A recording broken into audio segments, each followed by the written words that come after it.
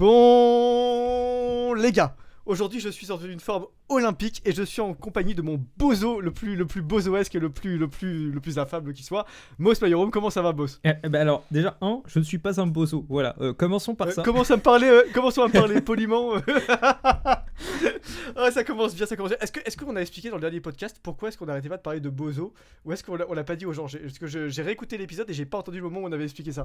Je crois qu'on l'a pas vraiment dit aux gens, en fait. C'est parce Ok. que toi, tu as eu une fixette sur ce terme et on a passé 4 jours ensemble à voyager et littéralement, Oui, c'est je ça. pense que le mot bozo a été prononcé 1 453 000 fois. Facile. Ouais. L'autisme qui sommeille en toi les a toutes comptées, je sais que c'est fait. Et en plus, tu as inventé tout un tas de déclinaisons du terme. Donc, bozoesque, je sais plus ce qu'on avait inventé. Enfin bref. Ouais, bah, en fait, il faut expliquer aux gens d'où ça vient. Ça vient en fait du fait qu'à un moment donné, mon algorithme internet, à force de faire à la fois des vidéos sur la littérature et en même temps de vous mettre des mèmes de Maître Yoda dedans, il ressemble vraiment à rien. Et un jour, en fait, en scrollant, un soir, je tombe sur une interview de Steve Jobs qui parle de la croissance d'Apple et qui dit qu'en gros, quand Apple a explosé, quoi, ils ont fait venir plein de consultants pour les aider à structurer la croissance de la boîte et que ça s'est mal passé parce que les mecs servaient à rien en fait.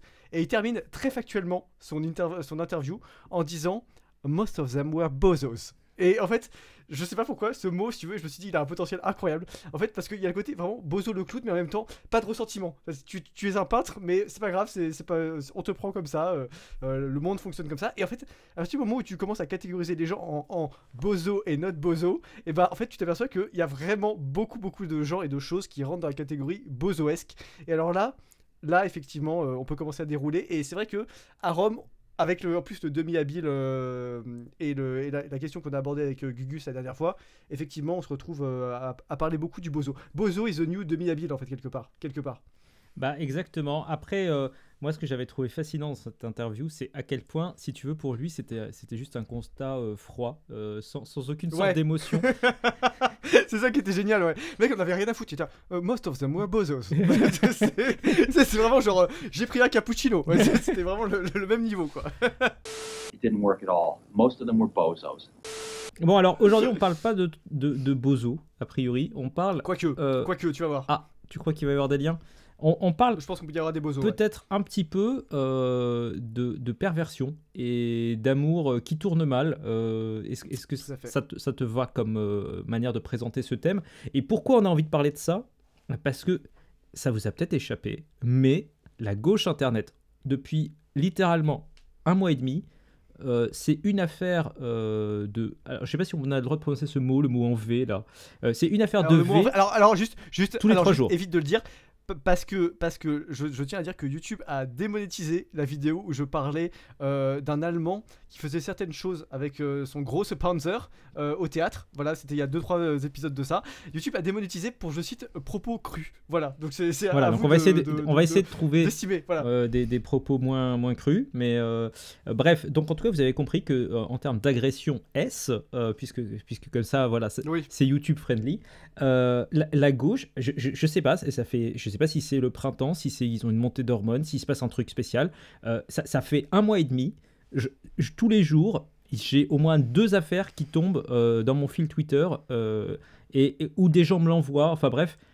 Et à chaque fois, c'est pas des gens complètement... Enfin, c'est pas des histoires de random, en fait. C'est des histoires de machin, il est sur Twitch, il a quand même 10 000 abonnés, il a fait une chaîne pour parler de transsexualité, bah en fait, il se trouve que... Putain, mais l'enfer que ça existe, putain. Mais c'est Je te terrible. jure. Oh, c'est Il terrible, y a des dramas, je m'y surpris à 4 fois pour essayer de comprendre quels étaient les réels tenants et aboutissants, si tu veux. Parce que tu pars de trucs où...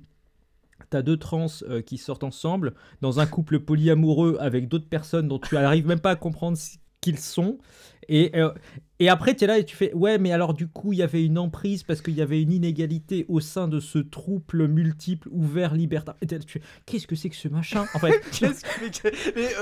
Où est le comment dire, le lance-flamme Est-ce que quelqu'un peut mettre fin à en fait, est-ce que Torquemada peut revenir sur Terre pour avec du petit bois et des allumettes mettre fin à cette folie? En fait, c'est pas possible. Voilà, donc moi j'en suis arrivé de manière très efficace.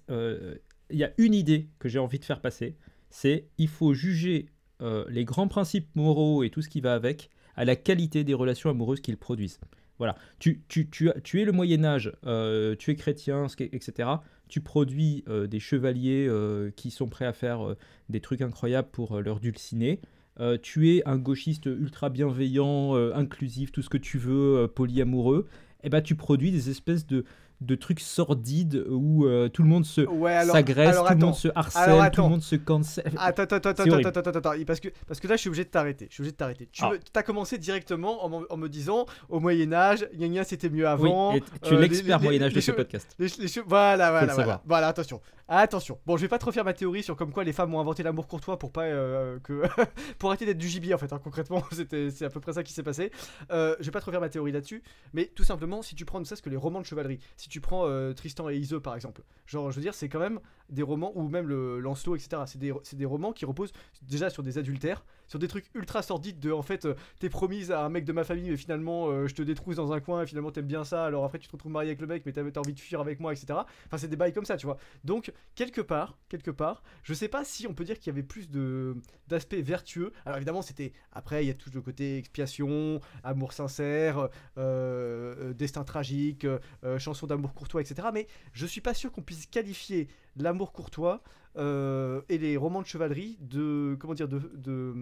d'histoires plus égalitaires que ce qu'on a aujourd'hui. Moi j'ai pas dit égalitaire, hein. Moi j'ai juste dit il y a un vernis, qu'il y avait un peu plus de poésie dans ce monde-là, mais peut-être que... Mais oui, mais pourquoi ? Parce qu'en fait, il y en a un qui est dans un bouquin et l'autre qui est sur Twitch. Donc en fait, si tu vas à partir du moment où tu es sur Twitch, déjà t'as perdu. Hein. Quelque part, voilà, je pense qu'il n'y a pas d'activité moins noble qu'être sur Twitch, si tu veux. Ah, je note, si jamais tu ouvres une chaîne Twitch, je te rebalancerai ça. En fait, tu peux faire du Twitch, j'ai pas de problème avec ça. Mais c'est juste, c'est le truc le plus opposé à une démarche, comment dire, un peu, enfin c'est le culte de l'instantané, de la spontanéité, etc. C'est pas du tout quelque chose qui est dans l'art, qui est dans la postérité. C'est pas du tout quelque chose qui va rester, tu vois. Genre dans 50 ans, les gens se feront pas des compiles des meilleurs moments de live Twitch, je sais pas quoi, tu vois.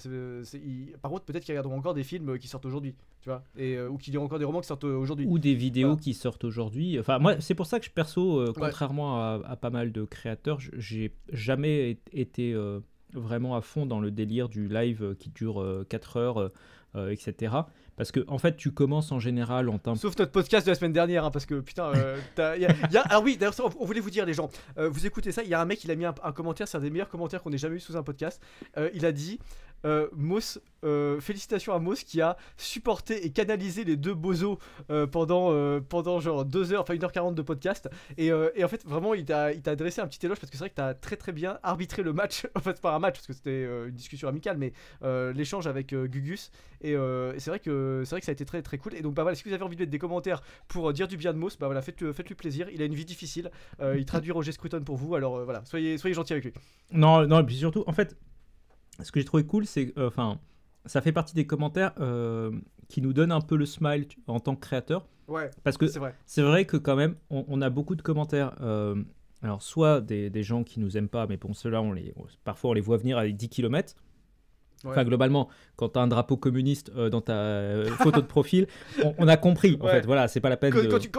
Quand tu t'appelles Joseph Djougashvili Staline avec 4 fautes d'orthographe et 2 drapeaux palestiniens et 3 drapeaux communistes dans ton pseudo, et qu'il y a un fossile et une marteau quelque part, on a compris qui t'étais. Ne t'inquiète pas. On connaît aussi le métier de ta mère, ne t'en fais pas, tout va bien. Donc voilà, il y a ça. Et en fait, c'est vrai que je trouve que dernièrement, il y a eu une baisse tendancielle de la qualité des commentaires, des gens même qui sont plus ou moins favorables soit à nos idées, à nos valeurs, enfin voilà. En gros, qui avant mettaient des commentaires pour dire voilà, bah, j'ai beaucoup aimé ça, j'ai trouvé que c'était intéressant, ça apporte vraiment un truc là-dessus. Et là maintenant, c'est devenu un peu référencement point. Et c'est vrai que ça nous donne le smile quand on a des commentaires qui sont un petit peu plus croustillants. Donc voilà, n'hésitez pas à faire des petites blagounettes, n'hésitez pas à donner un petit peu de peps à vos créateurs parce que c'est important pour eux aussi, voilà, profitez-en. Tout à fait. J'aurais pas dit mieux. Ceci étant dit, est-ce qu'on repart tout de suite sur l'amour courtois ou pas ? Oui. Oui, on n'a pas le temps. Ou est-ce que tu veux d'abord parler de quelque chose, Giberne, Carmin ? Les gens ils savent. Non mais ça en fait, les gens ils savent Roger Scruton, ils savent que vous faites un boulot formidable. Vous êtes à combien ? 85%, 90%? On est à 88% au moment où on enregistre. Voilà. Bon, je t'avoue, ce sera finito. j'ai un quand- petit quand- peu le quand ça seum sortira. quand même qu'on soit pas arrivé encore au 100%. Parce que là, je vois l'objectif des 100% et je me dis tous les jours, mince quand même, on est vraiment pas très loin. Tu vois, je suis pile dans ce moment où Ouais. je me dis, Ouais, j'aimerais que et ça c'est- monte. Et en plus, là, on est au mois de mai. Alors, je sais pas ce que t'en penses, mais le mois de mai, c'est toujours un mois qui est très étrange. C'est-à-dire que t'as des espèces de rush à certains moments où des gens commandent tous en même temps, et après, t'as rien pendant rien. Pas rien, mais beaucoup moins pendant quelques jours. C'est assez pénible de juguler le. C'est pas un mois régulier comme le reste de l'année, quoi. Bah, en un fait, mois, c'est très bizarre parce que t'as des moments où t'as l'impression que la moitié de la France a disparu, littéralement. Ouais, les trois quarts. Genre, tout le monde est parti C'est- quelque part pour un pont de mois Ouais. de mai, enfin, tu sais pas trop. Et puis après, d'un seul coup, effectivement, tu te reprends une sorte de boost parce que t'as des gens qui reviennent. Bah, tu l'as vu quand on était à Rome. Moi, j'ai eu un truc, il y a eu, je crois, que c'était Ouais, la- t'as la- eu une journée de deuxième jour où fou. on était là. T'as eu... J'ai une journée de fou fait. J'étais presque gêné du nombre de commandes qu'il y avait dans la journée. Ça tombait tout le temps. Le soir, quand je suis allé sur recouper les différents canaux, les différents trucs et tout, j'étais là, mais putain, aujourd'hui, c'est tombé de partout, quoi. Et tu vois, après, on est rentré en France. Et là, d'un coup, bah, c'est peut-être l'éloignement avec le Saint-Siège. Peut-être qu'on a perdu une communion spirituelle, je sais pas. Mais d'un coup, les choses se sont beaucoup plus calmées. Donc, tout ça pour dire que n'oubliez pas que même au mois de mai, il est toujours possible d'avoir du bon Roger Scruton. Et si vous aimez les histoires d'amour, alors écoute, à la Giberne, vous avez ce qu'il faut. Hein. Vous avez Les Saints d'Esprit, qui est totalement dans le thème, avec en plus une Ouais. pointe d'amour courtois. Vous avez, comment ça s'appelle, Les Noces de Terre, qui tourne aussi autour de ça, qui est une histoire d'amour impossible. Vous avez Objectif 23, avec des saletés lesbiennes, voilà, des petites scènes bien croustillantes et bien crues.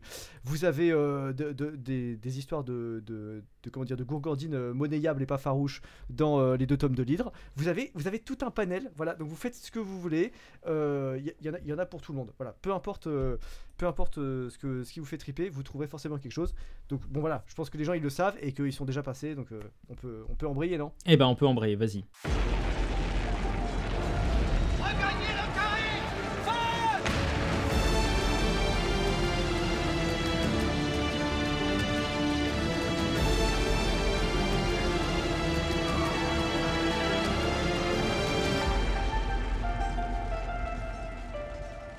Je t'en prie, démarre la discussion.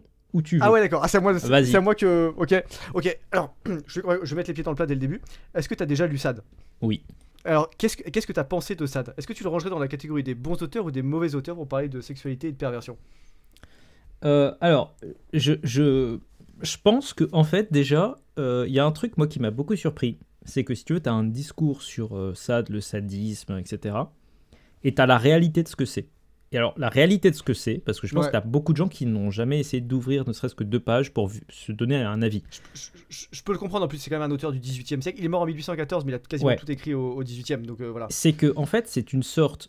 Moi, j'avais trouvé que c'était très bizarre, parce que c'était une sorte de panachage à quasiment 50-50, j'exagère peut-être un peu, entre un manuel de philo Ouais, c'est exactement ce que anti-chrétien j'allais dire. C'est- et des scènes de cul hardcore. Et si tu veux, Ouais. tu t'arrives, alors t'es là, Ouais. Justine ou les malheurs de la vertu, voilà, hop, Ce- t'as ce- 2 ce- pages ce sur bouquin- oui, la morale n'a pas de sens, machin, tout ça, et après tu tournes, elle se fait sauter dessus par 3 mecs. Tu comprends pas ce qui s'est passé. Ouais, et en fait, non, mais c'est quand même incroyable, parce que le concept de Justine, c'est quand même c'est la meuf la plus gentille du monde. Elle passe son temps à se retrouver dans des circonstances. Je crois qu'elle a pas un seul rapport sexuel consenti pendant tout le bouquin, si je ne dis pas de bêtises. Et en fait, si tu veux, elle se retrouve dans des situations pas possibles. Elle se fait capturer, séquestrer, échanger, monnayer, enfin tout ce que tu veux, outrager de toutes les manières possibles. Et en fait, en permanence, t'as le narrateur qui est complètement hypocrite, parce que il dit ah mon Dieu, mais la nature s'acharne sur elle, la pauvre, etc. Pourtant, elle fait tout bien comme il faut. Je comprends pas ce qui se passe, etc. Alors qu'en fait, l'implicite chez Sade, c'est qu'il n'y a pas de Dieu, et que donc en Bah oui. gros, les hommes peuvent se comporter comme ils veulent. Voilà, c'est ça le truc dessus. D'ailleurs, en son temps, c'est aussi pour ça qu'on l'a incarcéré, c'est parce que le mec était un taré, qui avait des idées extrêmement nihilistes, en fait, hein, de ce point de vue-là. Et en fait, si il, tu veux- il illustre assez Oui, j'en bien d'ailleurs, tu sais, un petit peu cette espèce de confusion, j'en profite parce que c'est un thème qui est un peu délicat à aborder, mais ce glissement, si tu veux, tu as des gens qui te disent, voilà, ouais, mais les chrétiens, vous vous revendiquez de morale, tout ça. Oui, mais des gens comme Sade disent qu'ils sont amoraux, qu'ils pensent qu'il n'y a pas de morale. Et Ouais, tout à fait. il y a un autre concept qui s'appelle l'immoralité, qui est littéralement l'idée que tu vas à l'encontre de la morale. Et tu as pas mal de gens qui essayent de se détacher d'une perspective morale, donc en gros d'arrêter de se demander si quelque chose est bien ou pas, c'est ça que ça veut dire quand on dit morale, Ouais. et dire, Ouais, tout à fait. voilà, non mais moi je réfléchis en dehors de cette réflexion-là, je réfléchis dans des termes purement, alors ça peut être des marxistes qui vont dire purement matérialistes, il n'y a pas de raisonnement qui fait intervenir des préjugés, tout ça. Et en fait, souvent, ce qui se passe, c'est que tu as un glissement qui s'opère entre la moralité, donc en gros le fait de ne pas avoir de morale, et le fait d'aller vers l'immoralité. Et ça, pour moi, c'est vraiment l'illustration parfaite de ça. C'est-à-dire que le gars commence en Ouais. disant non mais il n'y a pas de Dieu, mais tu vois machin, il faut se détacher de tous ces préjugés, ces concepts un peu anciens, ces superstitions. Qu'est-ce qu'il fait? Eh ben, littéralement deux pages plus loin, il y a des tournantes, il se passe des trucs pas très cool, Ouais. et voilà. Et en gros, son amoralité ne lui permet pas d'aller vers des choses qui sont meilleures, objectivement, hein. Je veux dire, là pour le coup, normalement on est tous d'accord sur le fait que c'est pas très cool si tu te retrouves dans une baraque, qu'il y a que des types qui te sautent dessus et que tu es d'accord avec rien en fait. Mais en gros, Ouais. il part d'un truc un peu de ses lointains philosophes, voilà, mais moi je pense que Dieu, il faut pas l'impliquer dans ces choses-là. Et qu'est-ce qu'il en fait? Bah, il en fait un truc un peu crado, et donc immoral en fait à la fin. Ouais, tout à fait, je suis d'accord. Et est-ce que tu as lu parce que tu sais, on parle toujours de sad pour le sadisme, c'est-à-dire le fait de ressentir du plaisir à faire souffrir des gens. Mais est-ce que tu as lu le pendant de ça, c'est-à-dire le masochisme qui vient de Masoch. Léopold von Sacher-Masoch? Ouais. Ouais. Alors tu dis Masoch, ça se dit Mazor, je crois. Mais, Ouais, je crois que c'est si. voilà. Non, je l'ai pas lu pour le coup. Je t'avoue que. La Vénus à la fourrure. Bah, en fait, en gros, pour expliquer pour ceux qui nous écoutent, c'est l'histoire d'un gars qui justement prend du plaisir à se faire humilier et détruire par une femme qui s'appelle Wenda, si je me souviens bien. Et en fait, si tu veux, on a souvent mis ces deux trucs ensemble et ça a donné le sadomasochisme, donc de là le SM, etc. Et toutes les pratiques qui vont dans ce sens-là. Et je trouve que c'est super intéressant parce que c'est des trucs donc c'est des pratiques qui ont été documentées par la littérature déjà en premier lieu, qui sont ensuite devenus des phénomènes, disons. De société, j'ose pas dire mainstream, mais enfin qui ont quand même atteint avec la libération sexuelle une audience qu'ils n'avaient pas, je pense, autrefois, en tout cas publiquement comme ça. Et puis en plus, ce qui est assez intéressant, je trouve en tout cas avec ce phénomène-là, c'est que si tu veux, on est passé d'un truc qui était vraiment vu comme une espèce de perversion un peu honteuse autrefois, à un truc qui est vraiment genre aujourd'hui, comment dire, il y a une espèce de fuite en avant vers t'as besoin de faire des trucs toujours plus hardcore en fait dans la littérature pour choquer, alors qu'en fait autrefois simplement genre juste quelqu'un juste d'écrire déjà des scènes du mot en V, ça suffisait déjà à faire interdire un bouquin si tu veux. Et de ce point de vue là à mon avis t'as des étapes qui ont été passées, je pense notamment avec comment ça s'appelle, avec Lolita de Nabokov. Ouais. Tu sais quand t'as eu un espèce de glissement entre des trucs qui se passaient entre adultes consentants puis des trucs qui se passaient entre adultes non consentants, puis après des trucs qui se passaient entre adultes et enfants, et là t'as une espèce de glissement moralement extrêmement trouble qui s'est passé là-dedans. Donc je sais pas, est-ce que t'as envie de dire un mot sur Lolita? Moi personnellement c'est un roman qui m'a toujours laissé de marbre.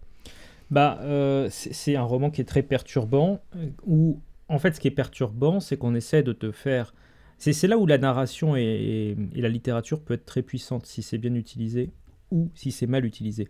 C'est qu'en fait, quand on décide de te présenter l'histoire du personnage, on peut te donner une empathie, un sentiment d'empathie avec lui, et après, quand tu arrives sur les moments où ce personnage fait, entre guillemets, des choses qui te déplaisent, pour des raisons morales ou autres, hein, voilà, et ben à ce moment-là, tu as une sorte si tu veux, de biais psychologique qui est clair, c'est que tu as du mal à te déjuger. C'est-à-dire que tu t'es engagé émotionnellement avec ce gars, tu l'as trouvé plutôt cool sur une partie, et c'est dur après 200 pages de dire non mais en fait attends, là je découvre que c'est un énorme... C'est puissant, hein. Voilà, et ce biais-là, il est super puissant. Le biais du pied dans la porte. Et moi dans Lolita, il apparaît.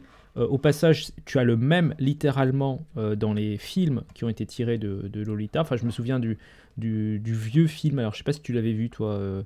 Je crois que c'est Kubrick, mais j'ai un doute. Je sais plus qui c'est qui l'avait fait. Attends, je vais regarder en même temps. Attends, je vais regarder. Vas-y, regarde. Je sais plus. Mais moi, je l'avais vu. Et je l'avais trouvé, tu vois, les premières 20 minutes du film, je m'étais dit, bon, bah, ça va, un film sympathique, pas désagréable. Ouais, putain, Kubrick en 62. Ouais. Bah, tu vois, j'ai pas vu ce film. Je l'avais trouvé pas désagréable et tout. Et puis, en fait, plus le truc avait dérapé, et puis je m'étais dit, mais là, ça va pas et tout. Et en fait, il y a eu un moment où je me souviens que j'ai vraiment commencé à basculer en mode décrochage, tu vois. Genre, tu sais, au Cinoche, Ouais. quand tu commences à sortir de ta place de cinéma et que tu fais, non, mais attends, là, il y a un truc qui va vraiment pas, là. Ouais. Euh, Je peux plus là, ouais. Et c'était un peu pareil quand j'avais lu le bouquin, et je pense que malheureusement, tu as beaucoup de gens qui, en fait, ont adhéré à cette espèce de première impression sympathique du bonhomme qu'ils avaient, et qui ont eu du mal à revoir le truc Ouais, tout à fait. autrement. Et c'est en ça que c'est entre guillemets un peu dangereux, ce genre de livre. Après, je sais pas, tu as peut-être des anecdotes sur la vie de Nabokov, dans quel contexte il a écrit ça, pourquoi. Alors, écoute, moi, ce que je pense, oui, je pourrais te parler de la vie de Nabokov, etc. Mais ce que je pense, au-delà de ces trucs-là, c'est que, comment dire, il a malheureusement dit tout haut ce que trop d'hommes de lettres, mais d'hommes tout court, ont déjà pensé dans leur vie, en fait, si tu veux. C'est-à-dire que l'espèce d'attirance pour des partenaires beaucoup plus jeunes, voire trop jeunes, c'est des choses, à mon avis, que beaucoup d'hommes de lettres. Je vais pas te parler de Matzneff, tu vois, par exemple, mais je pense qu'il y en a plein d'autres à travers l'histoire qui ont eu des aventures comme ça. Et en fait, même si tu les lis aujourd'hui avec le recul, ça peut te choquer pas mal, si tu veux. C'est-à-dire que tu prends, je sais pas, tu prends certaines amourettes de Stendhal, tu prends certaines amourettes de Chateaubriand, tu prends certaines amourettes de Goethe, et tu arrives sur des standards qui aujourd'hui, bon voilà, ça te ferait un petit peu un effet très, disons, très déplaisant si tu le lisais aujourd'hui. Donc en fait, je pense que une partie du succès de ce bouquin vient aussi du fait qu'il résonne avec une névrose qui est, encore une fois, heureusement pas majoritaire chez les hommes, hein, mais qui doit être plus générale et plus proche de nous qu'on le croit, en fait, d'une certaine manière. Alors que si tu reviens chez Sade, par exemple, moi c'est un truc qui m'avait fait triper quand j'avais lu Justine, c'est que tu sais, au XVIIIe siècle, il n'y a pas de contraception. Donc ils ont des pratiques sexuelles. Ouais, c'est vrai que. Moi, il me semble, alors je sais plus si c'était dans un bouquin du 18e ou dans un bouquin d'histoire de la contraception, justement. Il y a des gens qui disaient qu'ils avaient quand même des trucs à base de peau cousue. Ouais. Enfin, Alors oui, si tu veux, alors c'est l'historien qui parle, il y avait des préservatifs depuis le 18e siècle en vessie de mouton, c'était très minoritaire mais ça existait. À mon avis, tu avais l'impression de mettre ta tub dans, faut pas que je dise ce mot. T'avais l'impression de mettre ton gros Panzer dans un pneu Dunlop, si tu veux. Voilà, donc ça, à mon avis, c'était complètement anesthésié, tu vois. T'avais des stérilés à base de cuivre, ça existait déjà. Mais encore une fois, pas ça. Très très minoritaire. T'en as en Égypte ancienne, hein, donc je veux dire, c'est un truc qui est, comment dire, assez connu. T'avais des produits que tu mettais juste après l'acte, etc. Mais bon, la meilleure façon, c'était toujours de passer par des pratiques qu'on pourrait qualifier de périphériques. Et alors, t'avais pas encore... Comment je suis censé qualifier des choses sans tomber sous le coup de YouTube. Tout ce qui se fait avec la bouche, si tu veux, n'était pas encore tout à fait aussi normé et aussi répandu qu'aujourd'hui. Par contre, en revanche, tout ce qui passait par le lieu d'aisance, tout ce qui passait... Alors ça va plaire, ça faut que je raconte ça. J'ai reçu hier un message de Maudin, voilà, on lui passe le bonjour, qui me demandait une petite histoire du fétichisme des yep à travers les siècles en littérature. Donc voilà, je lui ai donné quelques pistes. Et donc tu avais beaucoup de trucs liés aux pieds. Rétif de la Bretonne qui a écrit au XVIIIe siècle un roman qui s'appelle Le Pied de Fauchette, si je dis pas de bêtises, qui est vraiment l'histoire d'un mec qui se tape un kiff sur des panards, quoi. Fondamentalement c'est ça l'histoire. C'est Tarantino Origins, tu vois le truc. Et d'ailleurs, je crois que ça donnait un mot assez rare en français aujourd'hui, le restifisme, qui est un. Je connaissais même pas ce terme. C'est un fétichisme de la chaussure. Voilà, c'est quand tu déplaces ton fétichisme vers la chaussure. Voilà. Et c'est là où je voulais en venir avant. T'avais les mecs qui faisaient des trucs avec les aisselles des meufs. Et t'as ça chez Sade, et c'est ça qui m'avait fait triper. Et j'avais lu ça et j'étais là, mais alors je sais pas si vous êtes des malades ou des gros malades, mais c'est l'un des deux, si tu veux. Il n'y a pas de moment où vous êtes dessin d'esprit quand vous avez ce genre de pratique, tu vois. Est-ce que vous êtes déjà fait ça avec les aisselles de votre meuf? Voilà, vous pouvez laisser un commentaire et nous expliquer ça. Là, par exemple, on peut avoir une discussion intéressante. Bon, écoute, non, mais je trouve ça intéressant. Après, quelque part, enfin, je trouvais intéressant ton explication avant sur tout ce qui était les jeunes filles pour les écrivains. Moi, j'ai une hypothèse là-dessus. Enfin, je veux bien ton avis parce que enfin, c'est typiquement le genre de truc, tu t'en discutes pas tous les 4 matins, donc voilà. Oui, pas encore parce que Ça me putain, rassure. Hein. On n'est pas la gauche à un moment, ça va quoi. Mais en fait, moi, je me suis toujours demandé si c'était pas aussi quelque part des gars qui étaient un peu prisonniers de leur Madeleine de Proust adolescente de premier amour ou je sais pas quoi, et qui, en fait, pour certains, avaient pas une sorte de manière tordue d'envisager de revivre leur premier amour, une sorte de fétiche sur le fait que ce soit leur premier amour, mais du coup en le vivant plus tard, tu vois. Je me suis demandé s'il y avait... Ah, c'est marrant parce que moi je voyais pas du tout ça comme ça. C'est possible que. En fait, je pense que ça dépend. En fait, t'as une névrose générale, mais en fait, t'as plein de façons d'y venir. Bien et sûr. plein de nuances à l'intérieur. Donc certainement que ce que tu décris doit exister. Moi, je voyais plus ça comme. Tu sais, il y a beaucoup d'hommes qui. Enfin, même tout être humain d'ailleurs, hein, au-delà des hommes, tout homme au sens être humain, aime bien être mis en valeur, mis sur un piédestal, voilà, etc. Et je pense que t'as beaucoup d'hommes peut-être qui se posent des questions sur leur virilité, sur leur aplomb, etc., qui se disent, soit consciemment, soit inconsciemment, mais je pense plutôt inconsciemment, que avoir des partenaires très jeunes, c'est aussi l'occasion d'être dans une espèce de position d'autorité. Ils sont quand même plus avancés dans la vie, ils sont plus installés, ils sont plus... tu vois. Et en fait, autant avoir 40 ans et être avec une meuf qui a 20 ou 25 ans, ça vous regarde, c'est vos histoires, il n'y a pas de problème. Autant avoir 40 ans et avec une meuf qui a 15-16 ans, là pour le coup tu commences à être un malade mental en fait. Et si tu veux, il y a un espèce de glissement comme ça qui se fait à quelques années, parce que c'est la grande question de la philosophie, c'est la question de la limite. Comme tu as mis une limite un peu entre guillemets arbitraire à, je crois que c'est 15 ans et 3 mois la majorité sexuelle en France. Et bah en fait, comme tu as mis une limite ici, t'as toujours envie de te dire, bah ouais, mais à 2 mois, qu'est-ce qui se passe? À 4 mois, qu'est-ce qui se passe? Si je décale un peu, puis si je décale d'un an après, un an avant, qu'est-ce qui se passe? Et en fait, si tu veux, c'est un argument d'ailleurs qui était beaucoup utilisé dans les années 70 par tu sais, la fameuse pétition de 77 avec tous les tarés, Sartre, Beauvoir, etc., qui Bien sûr. voulaient la dépénalisation. Voilà. Et en fait, eux, leur argument, c'était de dire, bah en fait, pourquoi est-ce qu'on a mis la limite là et plutôt que là? Et en fait, du coup, bah, puisque la limite elle est pas juste, il faut aucune limite. Tu vois, c'est toujours la vieille rhétorique qu'on entend assez souvent et qui est d'ailleurs un truc assez typique d'extrême gauche qui consiste à dire dès qu'il y a un truc qui marche pas dans la société dite bourgeoise, en fait c'est juste qu'il faut le supprimer, tu vois. Et pourquoi est-ce que la propriété elle est juste ou injuste? Bah, c'est compliqué, alors du coup bah, on supprime la propriété. Enfin tu vois, ça s'étend à d'autres domaines vraiment très très loin de la sexualité. Et ouais, moi c'est plutôt comme ça que je le voyais. Maintenant, c'est intéressant que tu le dises parce que je pense qu'effectivement, t'as peut-être des gars qui sont espèce de romantiques, t'es complètement névrosés, tu vois, une espèce de version dark romantique. Je sais pas, honnêtement, je sais pas là-dessus. J'ai la chance d'échapper à ce genre de problème personnel, donc En fait, je le vis bien. c'est cette espèce de théorie, je m'étais plus ou moins fait la remarque en voyant un autre film qui est un petit peu périphérique à Lolita, mais qui reprend honnêtement beaucoup quand même des mêmes aspects du roman en fait. C'est American Beauty, que tu as peut-être vu, de Sam Mendes, 1999. Alors je l'ai pas vu, mais j'en ai entendu parler. Est-ce que tu veux le résumer un petit peu pour les gens qui l'ont pas vu? C'est un énorme banger. En fait, c'est assez incroyable parce que c'est un banger à un peu plein de niveaux. C'est-à-dire que à la fois, c'est un film qui est quand même divertissant, grand public, tout ça.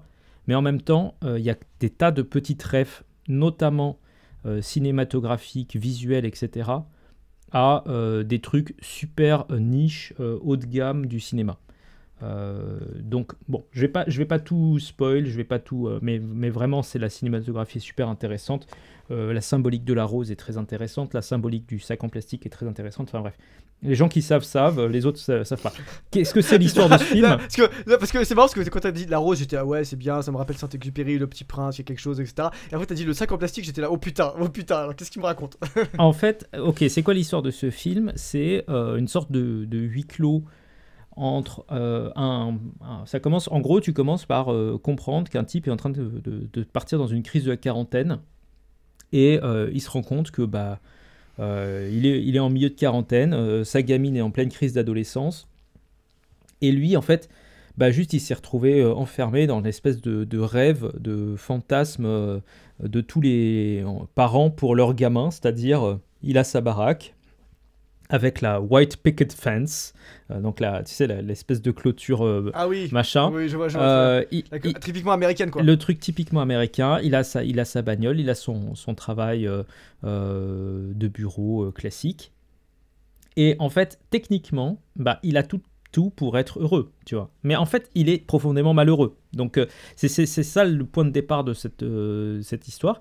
Et il se trouve que, en gros, il va se lancer dans une sorte de quête en plein milieu de sa crise de la quarantaine pour à la fois redevenir viril. Il y a un petit peu une quête de ça. En même temps, D'accord. il en a marre de sa femme qui est insupportable. Le couple vole rapidement en éclats parce que elle, en fait, c'est typiquement, tu sais, la Miss Perfect du quartier. Tu sais, celle qui veut toujours sauver les apparences sur tout, etc. Et dans le périple de ça, en fait, il tombe sur la meilleure pote de sa fille au lycée, qui est une Lolita, en fait. La fille qui a, je sais pas, peut-être 15-16 ans, mais elle s'habille clairement plus que son âge, elle essaye de jouer un petit peu les allumeuses, machin. Et ce qui est intéressant, c'est que du coup, tu as un peu la même figure que dans le livre Lolita, mais tu as aussi l'espèce de dimension qui, à mon avis, manque un petit peu peut-être dans le film, en tout cas de Kubrick. Ah, le côté freudien. De discussion entre la Lolita et sa fille, en fait. Et en gros, il y a tout ce côté où tu essaies de comprendre pourquoi cette fille se comporte comme ça aussi, en fait. Et c'est ça manquait un petit peu. Et du coup, ça te rend le truc... Alors, je dis pas que ça rend le truc parfaitement moral et qu'il faut absolument trouver ça fantastique, mais du coup, ça te donne tu comprends un petit peu mieux pourquoi... en fait, souvent, dans des films comme Lolita de Kubrick, tu as l'impression, si tu veux, que c'est le type qui a tout plaqué sur la fille. Là, tu comprends que la fille est quand même dans une démarche active de se faire remarquer et de vouloir exister, et qu'elle n'a pas envie d'être comme les autres, et elle fait exprès de trouver un truc un peu iconoclaste pour exister, etc. Donc ça donne un petit peu de relief, en fait. C'est pas mal. Honnêtement, je recommande le film pour les gens qui l'ont pas vu. Ok, American Beauty, ok, ça a l'air intéressant, effectivement. Et je sais plus pourquoi on parlait de ça là au début, si parce que tu voulais dire que les meufs avaient une part de responsabilité là-dedans. Non, même pas. Monsieur Bayrou. Enfin, non, mais après, si tu veux, t'as clairement des filles qui, elles, cherchent. T'as mentionné Freud, mais entre guillemets, cherchent le père, tu vois. Enfin, ça existe aussi, en fait. Ouais. Et je veux dire, c'est là où ce genre de débat est un peu complexe à arbitrer, parce que si tu veux, ok, t'as des types qui sont des vrais tarés. Et il y en a, hein, je veux dire, clairement, c'est un vrai problème.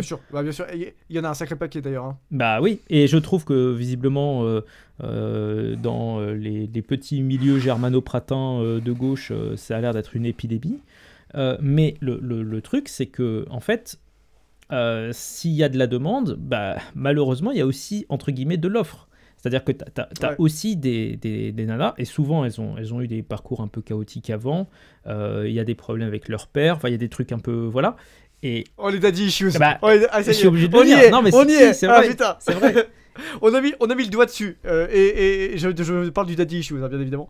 Écoute, je sais pas, est-ce que dans les histoires dont Sade parle, t'as pas l'impression que bizarrement les pères ont toujours disparu ? C'est pas un truc qui t'avait frappé aussi ? D'ailleurs, c'est marrant parce que Justine, ça commence exactement comme ça. C'est que il y a Justine et il y a sa sœur Juliette. Juliette, c'est l'inverse, c'est la meuf qui va se compromettre partout et qui en fait va faire tous les trucs immoraux et qui va arriver très très haut. Elle va finir comtesse, extrêmement bien traitée, etc. Et en fait, comment ça commence le bouquin ? Ça commence parce que leur père, qui est banquier, fait faillite. Et du coup, les deux filles sont jetées dans le monde. Et t'en as une qui va épouser la voie de la vertu et qui va avoir tous les malheurs, c'est Justine, et une qui va épouser la voie du vice et qui va avoir tous les bonheurs, c'est Juliette. Alors qu'elles s'entendent très bien toutes les deux, elles sont séparées par le destin, mais elles s'entendent très très bien. Et en fait, c'est vrai qu'effectivement, t'as l'absence du père, mais ça c'est un peu comment dire, c'est un syndrome que tu peux retrouver et que tu peux élargir à d'autres choses. T'as souvent besoin dans la littérature que les parents soient pas trop présents quand tu veux que tes gamins vivent des aventures. Donc t'as le syndrome de l'orphelin. Oui, bien c'est sûr. C'est un peu comme Harry Potter, c'est un peu comme, tu vois, c'est toutes ces figures là aussi. Il y a toujours besoin que le daron soit pas présent, soit pas trop présent. Il y a un bouquin qu'on n'a pas mentionné encore dans les amours et relations amoureuses un peu pétées. Il y en a plein. C'est Manon Lescaut. Ah putain, alors lui. En fait, je renonce à en parler. Est-ce que tu veux le développer un peu dessus? Non, mais parce que, enfin, c'est quand même. En fait, je peux pas dire tous les mots que j'ai envie d'utiliser pour qualifier les bozos qui peuplent cette aventure tombent sous le coup de YouTube, à part bozo. Donc j'ai peur de faire de la répétition. Donc je te propose de développer à ma place. Bah non, mais en fait, ce qui est intéressant, c'est que c'est une relation très inégale où il y en a, enfin, la demoiselle en question profite abondamment de sa position dans le cœur du soupirant. J'essaie de trouver franchement, vous imaginez pas à quel point c'est galère de devoir faire des phrases en pensant simultanément à tous les mots-clés interdits par YouTube. Je vous promets, c'est un supplice. Dieu sait qu'il y en a, hein. Dieu sait qu'il y en a, c'est pas facile. Donc tout ça pour dire que en fait, elle vend ses charmes à plusieurs personnages, dont certains sont très âgés d'ailleurs, en fait, elle passe son temps. Non mais c'est la mère de Bégodeau, on peut le dire. Ouais, non mais franchement, faut être très très clair. C'est horrible. C'est vraiment comment un type se fait détruire par une michto, en gros. Hein, voilà, les termes, dis les termes. J'ai dit les termes. Je pense que c'est YouTube friendly. Ouais, ça va. Je pense que là. Mais oui, exactement. En fait, c'est vraiment l'histoire d'une gourgandine et d'un bozo. En fait, ça pourrait être renommé comme ça, la gourgandine et le bozo. Il y a pas des moments, toi, quand tu l'as lu, où tu avais envie de rentrer dans le bouquin pour aller taper le mec en lui disant, tu sais, genre lui mettre une espèce de petite claque pour lui rappeler que il devait quand même un tout petit peu se respecter. Non, t'as pas eu ce moment où... En fait, c'est fascinant parce que si tu veux, il y a quand même une...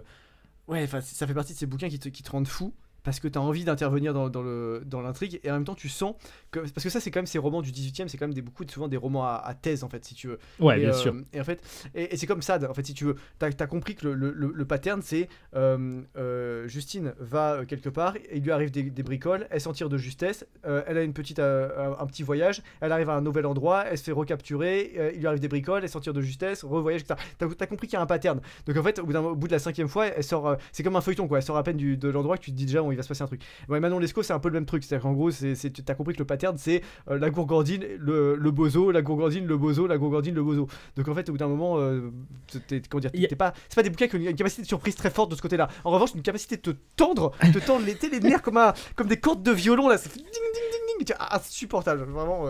Un bon. Je dirais pas que c'est un livre que j'ai eu du plaisir à lire, si tu veux, pas du tout. Bah, par certains aspects, je trouve que c'est vraiment un livre intéressant parce que quelque part, peut-être c'est un des premiers à pointer du doigt le côté, la notion de responsabilité. Enfin, vraiment, en fait, elle s'en tire en permanence, juste en manipulant des types, en fait. Et ça, c'est insupportable. C'est-à-dire qu'il y a des fois, tu as envie que le karma frappe à pleine puissance et à chaque fois.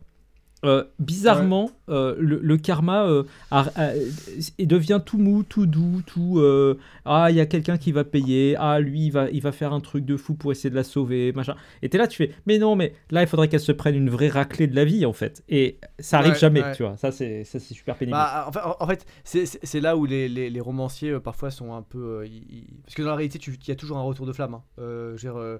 Moi, une phrase que j'aime bien, que je dis souvent, c'est la vie, c'est comme le restaurant. À un moment, faut payer l'addition, quoi. C'est-à-dire qu'il y a des moments où t'as fait de la merde. Bon bah, ça peut mettre des années, des dizaines d'années à arriver, mais tu le payes toujours. Et à l'inverse, quand t'as eu beaucoup de chance dans un domaine, généralement, ça se paye un peu ailleurs. Je sais pas, Victor Hugo avait des problèmes dans sa famille, tel industriel a des problèmes de santé. Enfin, tu vois, il y a toujours un truc dans la vie qu'on a quelque part et qu'on n'a pas ailleurs. Mais effectivement, dans ce bouquin, bah, tu l'as pas, tu le ressens pas, et c'est assez typique de cette littérature du 18e. Je trouve ce côté un peu justement de retirer le côté karma entre guillemets et de voir un peu comment ça se déroule. Je suis en train de me dire qu'on n'a pas non plus parlé des liaisons dangereuses, tiens. Vas-y. Bah en fait non, mais j'ai rien à en dire, si ce n'est que c'est un formidable roman qui à mon avis pâtit un peu de sa forme. C'est-à-dire que comme c'est un roman épistolaire, j'ai l'impression que les romans épistolaires ça rebute un peu les gens. Ouais, je crois. Et qu'ils y vont pas à cause de ça, alors que c'est vraiment de toute façon c'est clair, c'est un des meilleurs romans épistolaires de tous les temps, si c'est pas le meilleur, les liaisons dangereuses. Donc vraiment voilà, vous pouvez y aller. Justement tout ce qui est manipulation, intrigue, séduction, libertinage. Parce qu'en fait ça c'est vrai que c'est un mot dont on n'a pas encore beaucoup parlé jusqu'à présent, mais le libertinage, il y a vraiment ce moment où avant c'était une espèce de posture philosophique. et après ça devient un truc strictement érotique. Et en fait, le point de bascule entre ces deux moments, bah, c'est le 18e siècle, c'est les milieux lettrés entre 1750 et 1850, quoi, en gros, pour aller vite. Et, euh, et en fait, ce qui est vraiment symptomatique de ça, c'est l'œuvre qui est symptomatique de ça, c'est les liaisons dangereuses, quelque part. Donc quand même un jalon qui est important dans l'histoire littéraire. Il y a beaucoup de choses qui se jouent au 18e, en fait, 18e, 19e, sur ces trucs-là. À part peut-être Lolita, tout le reste est antérieur. Et heureusement. Ouais, par certains aspects, moi, franchement, avec le recul et en ayant un petit peu plus d'infos sur ce qui s'était passé dans le couple Sartre-Beauvoir, je trouve qu'il y a des Oh putain. similarités Oh, le dos. Alors, énormes attendez. avec les J'ouvre liaisons mon dangereuses. tiroir. Je sors le dossier Simone de Beauvoir. Non, mais blague à part, je prépare une vidéo là-dessus. Parce qu'en fait, si tu veux, moi, c'est un truc pendant longtemps. J'étais là en mode, mais Sartre, c'est un dégueulasse, etc. Moralement, etc. Bon. J'avais fait une vidéo sur Sartre qui a fait quand même beaucoup de vues aujourd'hui. Elle doit être à 80 000 vues, même plus. Pour dézinguer Sartre, c'est au tout début de ma chaîne. Et en fait, dans les commentaires de la vidéo, il y a des gens qui viennent me dire mais tu sais que Sartre et Simone de Beauvoir, en gros, ils avaient une espèce de relation ultra toxique où elle lui rabattait, Bah oui. parce qu'elle était prof dans un lycée de jeunes filles, et elle lui rabattait des élèves pour qu'il les tronche. Et en fait, si tu veux, moi j'avais vu passer ça vite fait quand j'avais fait mes travaux de préparation de la vidéo. Mais déjà, il y avait tellement de trucs à dire sur Sartre par ailleurs que je m'étais pas focalisé là-dessus. Et deux, j'avais tendance à croire que c'était comment dire, la légende noire de Sartre. Parce qu'en plus de toutes les saloperies qu'il a fait, il y avait des légendes noires. Il y a des trucs dont on l'a accusé. Il y a même des gens qui l'ont déjà accusé de meurtre, en fait, si tu veux. Donc pour le coup, Sartre, non, je pense pas que ce soit un meurtrier. Enfin, pas comme ça en tout cas. Et si tu veux, au début, j'étais très sceptique. Et puis, tu sais, c'est. Allez, je vais quand même aller voir. Donc je vais voir un petit peu, je commence à détricoter le truc et tout. Et je m'aperçois que c'est vrai. Et je commence à tomber. Et alors là, c'est le trou de lapin, hein, comme disent les anglo-saxons. C'est-à-dire qu'en fait, ça finit jamais. C'est n'importe quoi. C'est-à-dire que Simone de Beauvoir, elle a quand même été virée de l'éducation nationale de tête, c'est en 43, pour incitation répétée à la débauche de mineurs. Oui. Parce que, en fait, ce qui se passait, c'est quand même incroyable. Alors là, c'est vraiment le niveau, ça devient bozoesque. C'est-à-dire qu'en gros, elle avait des relations avec ses étudiantes qui étaient des lycéennes qui avaient entre 15 et 17 ans. Enfin, 14 et 17 ans. Elle couchait avec et après elle renvoyait les meilleurs dans le lit de Sartre. Exactement.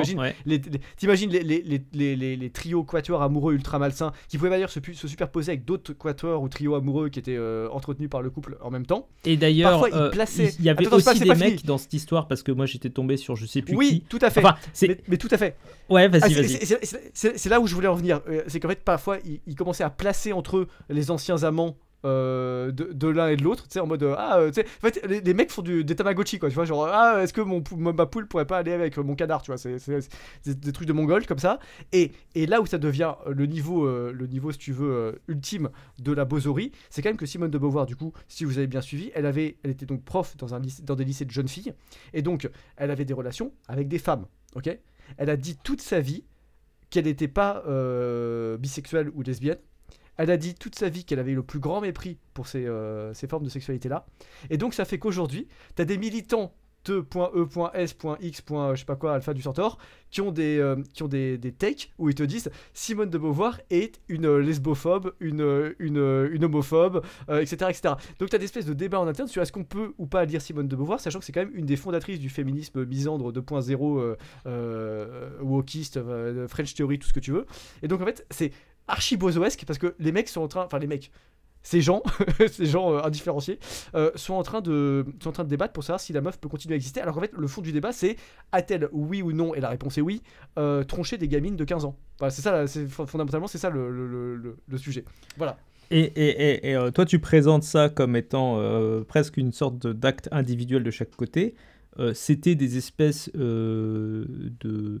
Je sais même pas comment d'orgie, enfin je sais pas comment qualifier ça. Tout à fait. Tout à fait, ouais. Avec moi j'ai vu passer des trucs avec 4 personnes en même temps, 5 personnes en même temps, on sait pas trop. Enfin c'est n'importe quoi. Et il faut quand même se rendre compte terrible, que c'est un peu l'idole d'une partie des gens de gauche, Sartre, etc. Enfin objectivement.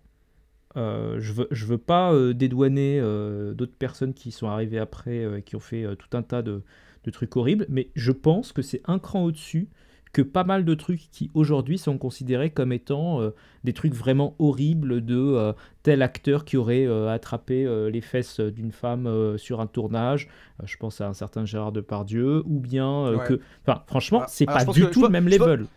Ah, attends, parce que je pense que Depardieu, si tu veux, il y a une espèce d'hypocrisie, mais à l'envers. C'est-à-dire qu'en gros, là, on fait mine de découvrir que il aurait mis une main au cul à je sais pas quelle actrice dans le tournage de je sais pas quel film assez secondaire dans sa filmographie, au demeurant.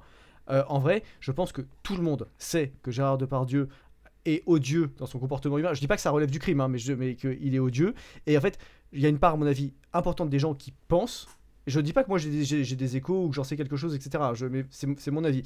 Je pense qu'il y a beaucoup de gens dans l'industrie qui pensent que, ok, on se contente de lui faire un petit reproche pour cette histoire de main au cul, mais qu'en fait, en vrai, il a pas mal de mots en V à son actif. Tu sais, il y a une fameuse interview très bizarre qui était sortie aux États-Unis dans le sillage de Cyrano. En gros, Cyrano, le film Cyrano sort en France et il part aux États-Unis. Et tu sais, il était pressenti pour faire une carrière aux States, etc. Et en fait, qu'est-ce qui se passe? Il donne une interview dans laquelle il raconte qu'il a participé à des V à Châteauroux dans sa jeunesse. Ok.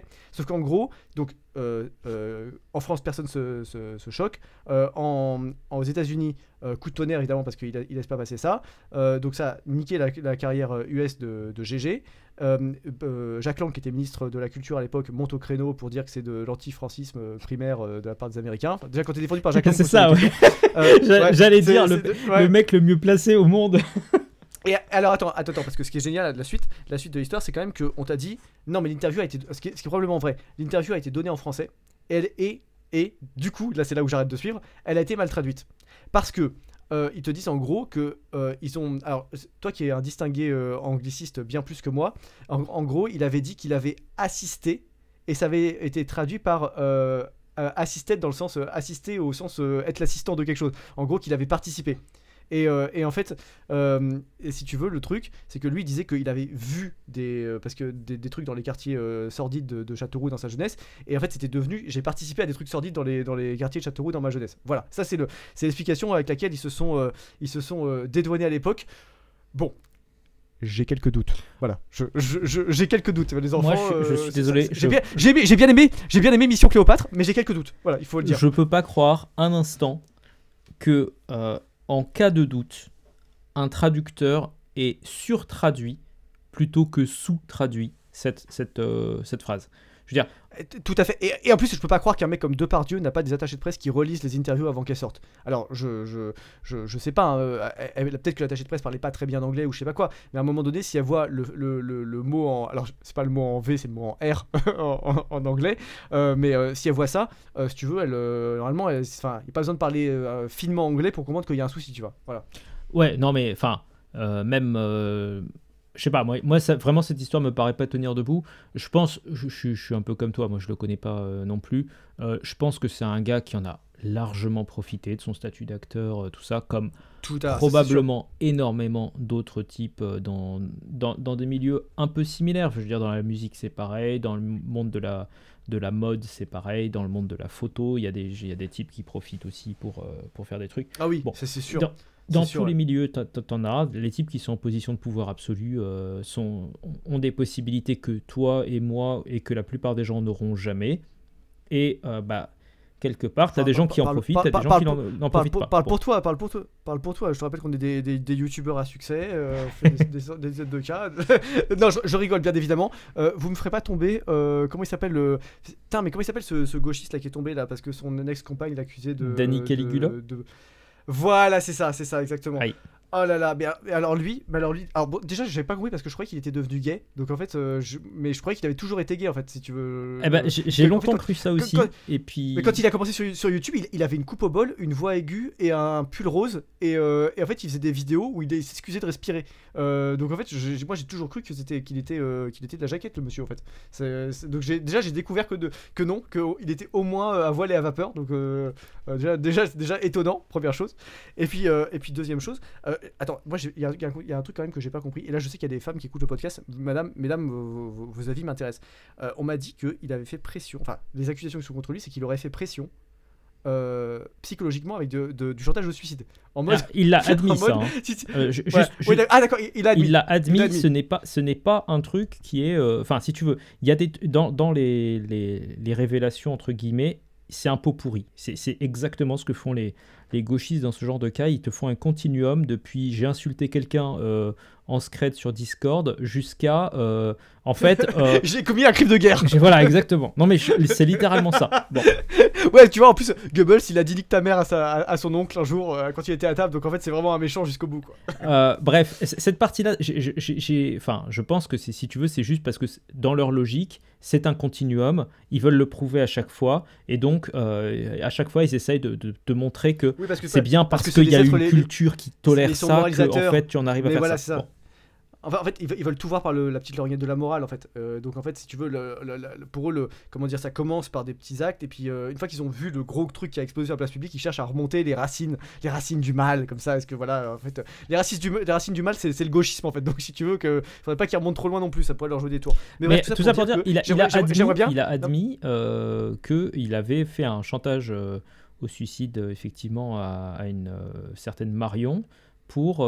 Ah, t'as le nom. Ah, t'as le mec, il y a des infos et tout. Bah oui, non mais Station c'est 06, sorti en fait. on l'invite dans le podcast, qu'est-ce qu'on fait là, tu vois? Non, mais sérieusement, mesdames, comment ça marche en fait? Comment vous vous dites, ah bah tant pis, je vais rester et me faire Danny Caligulette plutôt qu'en fait de partir et d'appeler genre les flics dans la cage d'escalier en disant bon venez, le mec a pas l'air bien, tu vois? Genre j'avoue que enfin je comprends pas le truc, quoi. Et surtout enfin comment ça se fait que ça sort que maintenant, quoi, parce que c'est quand même quand on est à faire ce genre de dinguerie, c'est que à mon avis t'as été instable psychologiquement et que ça fait des années que tu traînes ça, donc en fait à mon avis tu pourrais creuser bien plus de cas comme ça que celui qui est décrit ici. Donc en fait tout est bizarre cette histoire, j'arrive pas à comprendre le modus operandi, comment la scène elle s'est passée. Est-ce que toi qui es un féru de théâtre, Moss, t'arriverais à me décrire une scène tu sais genre intérieure nuit dans laquelle la fille de point je m'en vais, Danny Caligula s'interposant devant la porte, si tu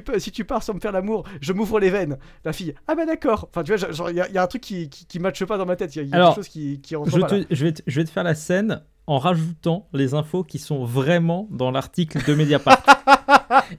Oh, et que putain, tu n'avais pas. le podcast le plus quali de la galaxie. D'accord. Ah oui, parce que j'ai pas lu l'article, hein, je t'avoue. Après une longue nuit terrible et froide où Danny s'était senti rejeté comme une vieille chaussette, il se retourna vers Marion et lui dit « Mais tu peux pas me faire ça quand même, parce que si jamais tu ne me baises pas tout de suite, ça veut dire que je suis moche et que je ressemble à rien. » Et Marion réfléchit, lui dit « Mais non, mais en fait, c'est pas ce que j'essaie de dire, tu vois. » T'as une coupe au bol, enculé. Je sais plus, c'est rendu sur la télé. Elle se retourne vers lui, elle lui dit t'as une coupe au bol, et en fait elle s'en va et elle efface non seulement le numéro du mec, mais même le souvenir qu'elle l'a un jour connu dans sa tête, tu veux, voilà. Et ben non, et c'est là où tu te plantes en fait, c'est que Danny, d'un point de vue darwinien, il est surentraîné à bullshiter à l'infini. En faisant des espèces le pouvoir de drama. confusion mentale du gauchiste. Non mais et donc en gros il lui a fait tout un psychodrame en lui disant que si jamais elle le trouvait pas beau, ça remettait en question son image et qu'il était déjà pas à l'aise avec ça, etc. Il lui a fait toute une scène et elle a fini par se dire non mais le pauvre il va vraiment s'ouvrir les veines, et elle l'a cru en fait. Et bon, je pense qu'en fait c'est là où c'est terrible ce genre de truc, c'est que quelque part normalement t'as un minimum de décence. Non mais la pauvre, la pauvre, en fait, qu'est-ce qui s'est passé dans son éducation? Qu'est-ce qui s'est passé Non mais en fait, je comprends mieux comment ça a pu se passer, parce que pour moi, je voyais plutôt genre, tu sais, ils étaient habillés debout un soir. Non. Là, ils sont allongés, donc probablement à moitié à poil, dans un lit un matin. Donc déjà, c'est pas du tout la même configuration. Déjà, ça explique beaucoup de choses. Par contre, en fait. Enfin, à quel moment cette fille a été attirée par Danny Caligula? Il y a quand même quelque chose qui m'échappe autrement, si tu veux, dès le début. Elle a vu un mec avec un t-shirt putain de rose bonbon, là, rose barbe à papa, sur YouTube. Elle s'est dit, mais ça c'est du boyfriend material, en fait. C'est ça qui se passait dans sa tête. Alors, elle est sous-entraînée d'un point de vue darwinien, en fait. Là, c'est pas possible. Bah, je pense qu'en fait, le drame, c'est que comme il est un peu connu, etc., il y a un certain nombre de personnes à qui ça suffit comme preuve de validation, en fait. C'est-à-dire que dans la vie normale, le type dont tout le monde te dit ce gars est chelou, ne va pas lui parler, en fait tu vas pas lui parler. Mais à partir du moment où tout le monde te dit non mais lui il est vraiment cool, en fait c'est un mec sympa et tout, t'as envie d'aller lui parler. Bah, là c'est la même chose transposée à internet, c'est à dire que globalement Quand tu tapes, je sais pas combien d'abonnés il avait à l'époque, mais tu tapes 100 000, 150 000 abonnés. Je pense qu'il avait moins que ça à l'époque, hein, parce que en fait, comme il était ultra malaisant, je me souviens, il perçait, mais il perçait pas à 2000 à l'heure non plus. Hein. Bah, je sais plus. Honnêtement, j'ai pas l'info. Faudrait regarder sur Social Blade, mais je pense que si on peut remonter jusque-là, je pense que tu verrais qu'il avait. Je pense pas qu'il était au 100K, tu vois. Je pense qu'il était peut-être au 50 ou 60K. En tout cas, il avait un public suffisant, et je pense que ça lui permettait d'avoir des discussions et de passer pour, tu sais, typiquement le type un peu plus conscient et un peu plus au courant que la moyenne des gens, etc. Et voilà, je pense que c'est un peu ça qui s'est passé. Il y a eu une rencontre bizarre et tout. Bon, après, moi, franchement, il y a une partie quand même. J'ai vaguement posé la question, on en a discuté déjà avec Rado un petit peu. Oui, j'ai vu passer votre podcast. On s'est posé la question. Les 10 premières minutes. On a décidé qu'on n'en parlait pas parce qu'on n'avait pas d'infos. Mais honnêtement, moi, je sais que les infos, c'est un truc qui se paye. Et les silences, c'est un truc qui se paye dans le monde des médias. Ah oui, c'est ce que tu dis au début. C'est Ouais. ce que tu dis au début du podcast, effectivement. Ouais, c'est bizarre. Alors, quand même pourquoi que ça- pendant pourquoi ça 10 ans, sortait personne ne dise rien sur cette affaire. Et un jour, comme ça, au hasard, ça pop. Et moi, je me demande si c'est pas quelque part une sorte d'opération nettoyage organisée par des lieutenants de LFI qui veulent dégager la team qui est là en place et qui verrouille tout depuis quelques années. Et potentiellement qui voudrait dégager la team Mélenchon, en fait. Parce que il constate que, tu penses que potentiellement le gars, ça fait des années qu'il verrouille tout, que c'est impossible de faire monter des figures alternatives à part lui, et que en fait il finit par être contre-productif pour le mouvement. C'est ça qui est fascinant, c'est qu'en fait, c'est à droite, on sait que tu peux faire monter plein de gens en simultané et les envoyer très très haut parce qu'en fait, c'est pas la notoriété n'est pas un jeu à somme nulle. C'est-à-dire qu'en fait, tu fais croître le gâteau au fur et à mesure. Et je suis même pas d'accord avec toi. Moi je pense ça. Alors qu'à gauche, apparemment, ils appliquent leur logique de taxer jusqu'au bout. C'est-à-dire qu'en gros, il faut prendre des abonnés à Danny Caligula pour arriver à faire monter Antoine Léaumont ou je sais pas qui derrière. Je suis d'accord avec ton analyse, mais je pense justement pas qu'on l'a fait à droite en fait ça. Parce que tu vois, regarde par exemple au RN, on a je sais plus combien, 85, 90 députés. Attends. Le RN c'est censé être de droite. Pardon, je sais pas à qui tu t'adressais. Non, en fait, excuse-moi, j'étais pas là. En fait, pour moi, le RN, j'étais resté au moment où il voulait pas baisser les retraites des boomers, ce qui est officiellement la nouvelle frontière entre la gauche et la droite. En fait, si t'es de droite, c'est que tu veux baisser les retraites des boomers et, comme dirait le grand sage, rendre aux actifs le fruit de leur travail. Non, parce qu'en fait, si tu veux, le truc, c'est que moi, j'ai l'impression que justement, même chez les gens de droite, tu as aussi cette mentalité de il faut un chef et en fait tu prends, je sais pas, je vais prendre un autre parti. Tu prends le parti de Ciotti là. Tu connais combien de personnes qui sont des lieutenants de chez Ciotti? À part Ciotti, tu sais citer un seul gars de ce parti?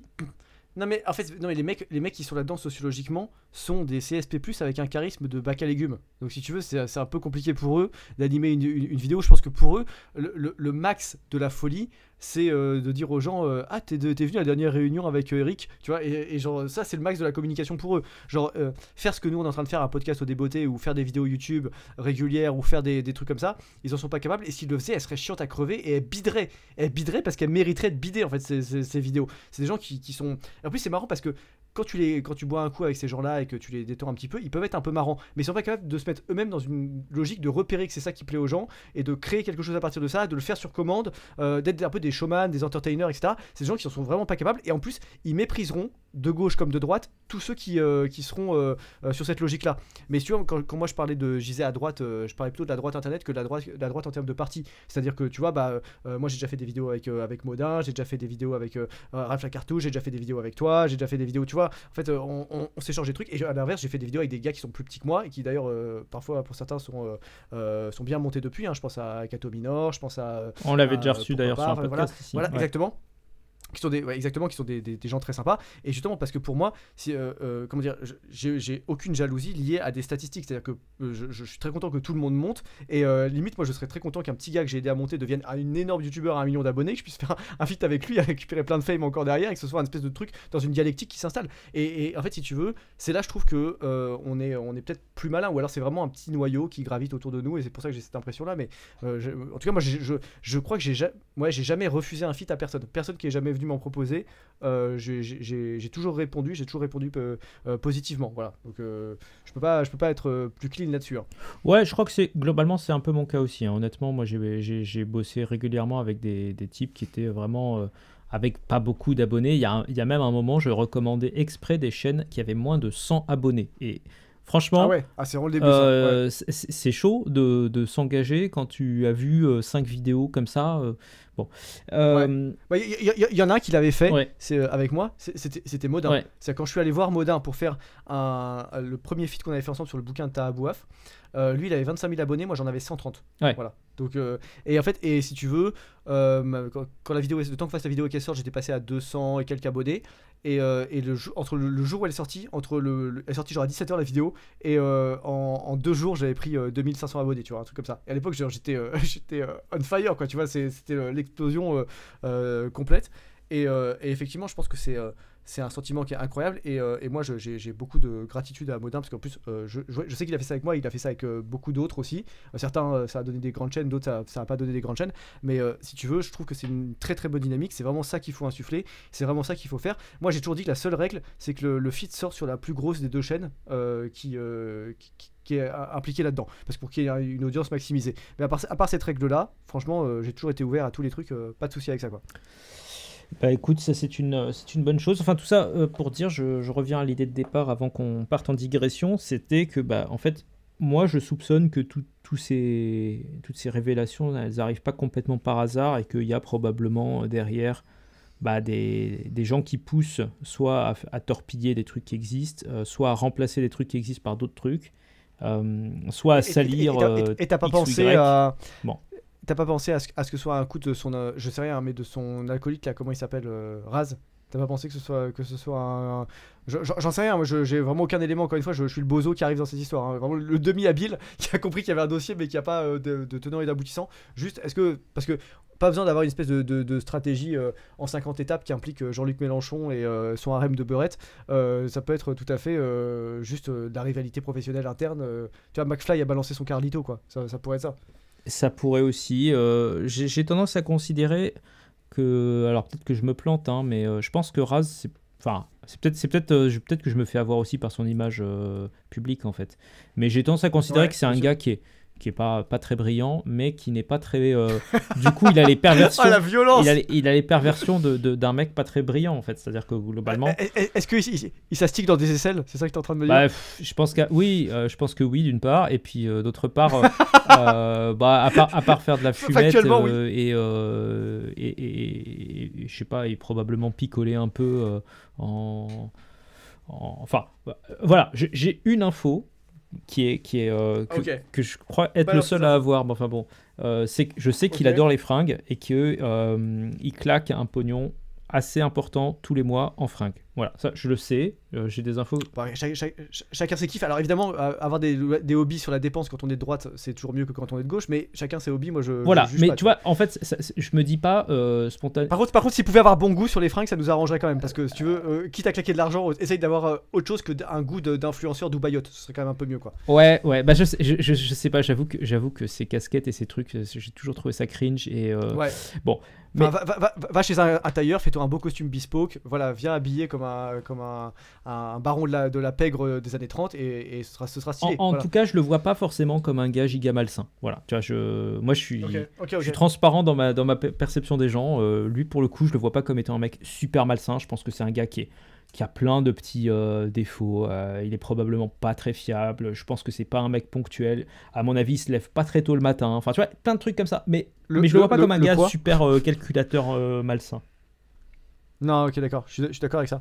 Bon, alors, là, c'est marrant parce qu'on a parlé de. Alors, c'est une forme de perversion, on en a parlé longuement et on s'est un peu éloigné du sujet de la littérature. Est-ce que tu as envie de revenir un peu dessus et peut-être de nous parler un peu de Roger Scruton ou de remixer un peu là-dessus? Parce que oui. On a parlé de littérature, on n'a pas parlé philo pour le coup. Donc, ça peut être l'occasion. Alors, en fait, pourquoi je t'ai proposé ce sujet-là aussi, c'est parce que effectivement, Roger Scruton a des choses intéressantes à en dire en fait. Non, je peux pas y croire. C'est le placement de produit le moins bien réalisé de l'histoire de ce podcast. Incroyable. Vous vous rendez compte, il a traduit Roger Scruton et en plus il a des trucs à en dire. Incroyable. Non, alors plus sérieusement, en vrai, non, ce qui est intéressant, c'est que quelque part, en gros, pourquoi Scruton a écrit un livre sur le désir sexuel, donc qui est le deuxième livre qu'on a en traduction sur la page Tipeee. Donc encore une fois, vous pouvez aller chercher sur édition-carmin.com ou bien sur la page Tipeee, vous tapez édition Carmin, Roger Scruton, vous devriez trouver normalement. En fait, c'est un livre où il essaye d'établir une notion de morale en matière de sexualité, mais sans en fait faire appel à la religion. Genre, c'est pas son postulat de départ. Et ça, c'est vraiment neuf, en fait. C'est-à-dire que globalement, jusque-là, tu as soit des types qui disent non, mais ça n'existe pas, c'est quoi ce concept de morale, tout ça, un peu style Sade qu'on a évoqué, soit des espèces de religieux qui disent non, mais attends, c'est simple, c'est ça qui est écrit dans la Bible, c'est comme ça que ça se passe, etc. Et Scruton, en fait, propose autre chose qui est du coup intéressant, c'est est-ce qu'on peut établir des critères qui font que quelque chose est moral d'un point de vue sexuel ou pas? Et les critères qu'il pose, en fait, je vais vraiment faire la version post-it parce qu'on a 10 minutes et que voilà, c'est il faut... On a même moins de 10 minutes. Hein. Donc, il faut un visage et il faut une altérité. Voilà, c'est ça les deux critères qu'il pose. Le visage, c'est quoi? C'est la rencontre avec autrui. C'est en fait le fait qu'il y ait une forme d'intention dans les actes qui soit présente. C'est ça le symbole du visage chez Scruton, c'est ça. Donc en gros, c'est de dire, voilà, si tu regardes que une paire de fesses, techniquement, en fait, tu es dans un instinct qui est animal. Tu n'es pas en train de vouloir t'unir à une personne, en fait. Tu es dans une logique purement animale, instinctive. Bon. Et donc, c'est pour ça qu'il faut un visage. Voilà. Et la question de l'altérité, c'est de dire, en fait, si tu te regardes toi-même dans un miroir style Narcisse, tu es aussi dans une forme de perversion, en fait. Et là, j'ai pris un exemple de la mythologie. C'est pas un truc particulièrement chrétien, Narcisse, mais en fait, on retrouve donc ce que tu es en train de me dire, c'est que quand Bernard-Henri Lévy rentre le soir chez lui et qu'il tombe le dernier bouton de sa chemise blanche et qu'il commence à se regarder dans son grand miroir en pied Louis XV et à s'astiquer le soldat de Sarajevo, en fait, tu es en train de me dire qu'il est dans une forme de perversion. C'est ça que tu es en train de dire. C'est exactement ce que je suis en train de te dire. De même que dans ce film, tu vois ce film où le gars est en train de forniquer dans une chambre d'hôtel ou je sais pas. American Psycho, ouais, c'était exactement. Où il se tape deux et en meufs même temps, lui, il se regarde et il regarde dans le miroir et il se fait un petit geste avec le biceps. Un petit biceps là. Ouais. C'est aussi une perversion. Il fait du curl levrette. Ça, c'est un concept qui est très très particulier, si tu veux. Mais alors, en fait, du coup, ce qui est assez fascinant, c'est qu'avec ces deux critères qui ont l'air complètement, enfin voilà, à la limite, ça, c'est des critères philosophiques qui peuvent se débattre sur des prémices philosophiques, en fait. Il y a pas de religion là-dedans. C'est marrant parce que en fait, comment est-ce que, par exemple, Scruton, c'est une vraie question. Comment est-ce que Scruton gérerait, parce que tu peux tout à fait vouloir t'unir à quelqu'un et trouver cette personne merveilleuse par ailleurs, la trouver très belle, très intelligente, aimer sa personnalité, etc. Mais trouver que genre elle a particulièrement une bonne paire de cul, tu vois, enfin une bonne paire de seins ou des belles fesses ou je sais pas ce que tu veux, tu vois. Et en fait, comment est-ce que tu gères quand même cette espèce de passage du macro au micro, si j'ose le dire, parce que est-ce que Scruton revient là-dessus dans son bouquin? Est-ce que tu as des choses à en dire? Parce que je pense que c'est une objection qu'on a dû lui faire à cette théorie. Oui, mais justement, alors c'est là que je vais te décevoir et je vais donner envie à tout le monde d'aller le lire, c'est que je ne vais pas répondre à cette question exprès. Ah ouais, d'accord. Ah l'enculé. J'attends mon exemplaire de presse. Mais par contre, je l'attends dans ma boîte aux lettres. Par contre, honnêtement, contrairement à pas mal de philosophes qui restent vraiment dans une logique très éthérée, tu sais, où en mode ils vont discuter de trucs parce que le bouquin fait quand même 400 et quelques pages. Lui, il va vraiment au charbon, c'est-à-dire qu'il te parle vraiment de nécrophilie, du fétiche des pieds, de la totale en fait. Attends, ce qui est quand même incroyable, c'est que tu viens de mettre sur le même plan un kink, bon, on en pense qu'on veut, mais entre adultes consentants, il n'y a aucun problème, et un truc qui est littéralement de la profanation de sépulture qui est illégal en fait, si tu veux. Genre, c'est pas, je vais pas tout à fait sur le même plan, tu vois. Oui, mais alors, en fait, tu vois, typiquement, dans son paradigme à lui, c'est le pire truc possible, en fait. C'est-à-dire que, tu vois, lui, quand il réfléchit, il dit, ok, en fait, on est en train de dire que c'est quelqu'un dont le visage est mort, donc vous n'avez pas d'altérité, vous n'avez pas d'âme en face de vous. En fait, sur ces deux critères, c'est horrible, tu vois. Et au passage, c'est ça qui est intéressant, c'est que, en fait, ces deux critères, à la fin, quand tu finis par les dérouler et les tirer jusqu'au bout, en vrai, il recouvre pas trop mal les critères de la morale chrétienne en matière de sexualité en fait. Oh, comme c'est bizarre. Oh, alors. Oh, bah, Akaba, il n'y a plus de questions, il n'y a plus de réponses. C'est pratique. Eh ben écoute, Akabi Akaba si tu veux, mais en pratique, c'est quand même hyper intéressant. Parce que, quelque part, là, si tu veux, du coup, tu as complètement gommé toute la discussion qui peut être de l'ordre de la foi personnelle, tu vois, pour arriver sur des notions qui sont objectives, en fait. Et du coup, Ouais, tout à fait. c'est vraiment une contribution importante. Et tu vois, typiquement, enfin, bon, on en rigole un peu, on va vite parce que c'est sur un podcast, les gens sont fatigués. On a des gens qui nous ont dit j'écoute ça après une dure journée de travail. Il y a des gens qui m'ont dit j'écoute vos podcasts quand je suis en rando. Voilà, je te le dis, tu le sauras. Ouais. J'en ai plein, j'ai pas mal de commerciaux qui m'écrivent et qui disent moi j'écoute ça pendant que je suis sur la route pour aller voir mes clients, ce genre de trucs. Et bah écoute, voilà, si vous êtes en train de faire ça, bah je vous passe le bonjour. Et regardez bien la route. Et du coup, Voilà, exactement. en fait, ce qui est intéressant, c'est que malgré tout, avec pas grand chose, tu vois, là vraiment je t'ai donné 2 trucs rapides pour essayer de juste clarifier un petit peu son propos. En fait, ça te permet d'avoir des réflexions vachement plus fines que la plupart des contenus entre guillemets red pill que tu trouves sur internet. Et je veux dire, je dis ça, bon, on va pas se relancer dans une espèce de parenthèse sur est-ce que Thaïs Descuffon a une bonne perception de ceci ou cela.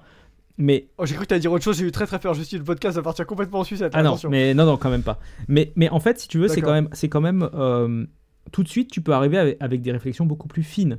Et donc, typiquement, tu peux reprocher à, en réalité, certains dans les gens de la communauté de l'alphabet, hein, tu as des gens qui sont littéralement dans certains fétiches où soit il n'y a pas d'altérité, soit il n'y a pas de visage. Soit Modin, typiquement, fait un vrai gros travail. Alors, moi, personnellement, ça ne me parle pas plus que ça, mais il y a des gens, visiblement, qui trouvent ça super. Pour aller dénicher toutes les communautés tordues qui existent. Bah, oui, à partir du moment où tu te dissimules dans un animal en peluche, globalement, tu as dissimulé ton visage. Donc, si tu veux, au sens de Scruton, techniquement, tu es un pervers. Voilà, terminé. Oui. Bah, en fait, et d'ailleurs, je pense que c'est pour ça que je sais même que c'est pour ça que Modin m'a écrit pour me poser des questions. En plus, j'ai eu le malheur de lui dire parce que ça, c'est un truc que j'ai vu. Appel aux viewers. Je sais qu'on a des viewers très très cultivés. Pendant mes études, j'ai vu des poèmes qui dataient de la période de la Grande Peste en Occident, donc 14e siècle. Où en fait en gros il y avait des épidémies et du coup les gens évitaient les contacts humains et donc tu vois une multiplication des paraphilies à ce moment là et donc t'as des poèmes à la gloire des fites, voilà, t'as des poèmes de fétichisme qui t'en a beaucoup à ce moment là et en fait j'ai eu le malheur de dire à Modin que j'avais vu ça mais j'arrive pas à retrouver les références, donc si jamais vous les avez vous me le libéreriez parce qu'il me tanne pour que je fasse mes recherches et que je retrouve ça et j'ai aucune idée dans quel obscur bouquin compilation en latin tardif j'avais vu ça. Donc je pense que ça va être compliqué à retrouver, mais en tout cas ouais il y a eu beaucoup même de la littérature courtoise et de la littérature grivoise là-dessus. Aujourd'hui il y a tout un pan qu'on a beaucoup oublié, voilà. Bon bah en tout cas c'est super intéressant pour Scruton. Je pense que là vous aurez sûrement atteint les 100% d'ici à ce que cet épisode sorte, mais si c'était pas le cas, bah c'est l'occasion d'occasionner, hein, si je veux dire. Et puis surtout après les 100% ça continue en fait, ça s'arrête pas. Exactement. Donc vous pouvez continuer à 150, pas 200. Au passage, c'est quoi le max que vous aviez déjà fait? Chez Chesterton, vous aviez fait 200, 220, je crois. 220, putain. Mais pour info, en particulier celui sur le désir sexuel, là on a mis un prix vraiment bas parce qu'on a fait le même prix pour les 2 livres sur Tipeee. Étant donné l'épaisseur et etc., il sera vraisemblablement plus cher que l'autre. Donc moi, je vous donne un avis comme ça. Hein. Si vous pensez que ça peut vous intéresser, achetez-le plutôt maintenant sur Tipeee que dans 3 mois. Tu as 3 € de plus après. À 5 € de plus, quoi. Ah ouais, carrément 5. Je sais pas exactement. Voilà. Non, mais t'as raison. Je dis juste aux gens, c'est juste un avis. Voilà. Ils sont quoi à 23, 22, 23 c'est ça, tu les as mis pas trop cher. Généralement, les carmins, ils sont entre 20 et 25. Quoi, mais... Ouais, je crois que là, c'est en fait, après, t'as les frais de port. Mais là, je crois qu'on on a un duo qui doit être à 46 € frais de port compris. Enfin, franchement, c'est pas très cher, quoi. Ouais, c'est pas mal. Pour les deux. Ouais, donc, franchement. Franchement, vous êtes bien. Vous êtes bien. Moi, ce que j'ai fait à la JBR maintenant, c'est qu'à partir de 3 livres, j'offre les frais de port. Ah, ça c'est Mais, bien ça, ouais. Effectivement, enfin vers la France, hein, parce que si tu commandes pour ton Booktwo, c'est compliqué. Hein. Mais en revanche, en France, je fais ça maintenant et parce que on a des accords spéciaux avec la Poste qui font que ça passe. On se débrouille. En revanche, ouais, c'est toujours un combat après pour maintenir le bouquin. Tu sais qu'il va être entre 20 et 25. Moi, je refuse de mettre 25 et j'arrive jamais à faire moins de 22, 23, ça commence à devenir vraiment compliqué. La plupart des livres, ils sont entre 23, ça peut monter à 24, quoi. En fait, avec l'inflation, ça fait que monter. Enfin, ça ne fera que monter. Donc, en fait, j'ai envie de vous dire, si un livre vous plaît, vous dites pas, je le prendrai dans 6 mois. Prenez-le maintenant, ce sera fait. En plus, un livre qui est acheté, c'est un livre que vous, un peu implicitement, vous enjoignez à lire plus tard, au lieu de devoir y revenir. Donc, c'est l'occasion, à mon avis, de franchir le Rubicon. Passer chez Carmin, ou repasser chez Carmin, si vous étiez déjà passé par le passé. Et puis, passer à la Giberne, quoi. À un moment, je peux pas vous dire les choses mieux que ça. Hein. Si vous voulez pas vous cultiver, vous finirez comme Dany et Raz, voilà, à vous palucher dans des aisselles ou à faire du chantage au suicide ou on ne sait plus. Voilà. Donc du coup, je sais exactement comment tu vas teaser ce podcast sur Twitter. Oh, le titre va être violent. Clique ou clique ou fornication dans les aisselles. Voilà. Ce sera... Bon, bah sur ces bonnes paroles, voilà. merci encore pour cette discussion qui était vraiment très marrante.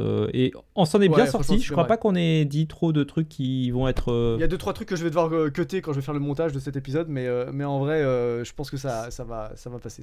C'est des petits mots. Il y aura peut-être des petits bips. Voilà, si vous avez entendu des bips dans cet épisode, soit je cutterai, soit je mettrai des bips. On sait pas, mais globalement, vous aurez quand même un truc qui sera propre. Je m'inquiète pas trop là-dessus. Pas comme le podcast qu'on a fait à Rome. Alors vraiment, où le son, je m'attendais à ce que tout le monde râle pour le son, mais en fait, on est tellement surex dans cet épisode que finalement, la bonne humeur a tout emporté et les gens ont oublié de râler. Ça fait plaisir. Bon, du coup, à la semaine prochaine. Et pensez à vous cultiver et à lire des bons bouquins en attendant. Exactement. Allez, salut tout le monde.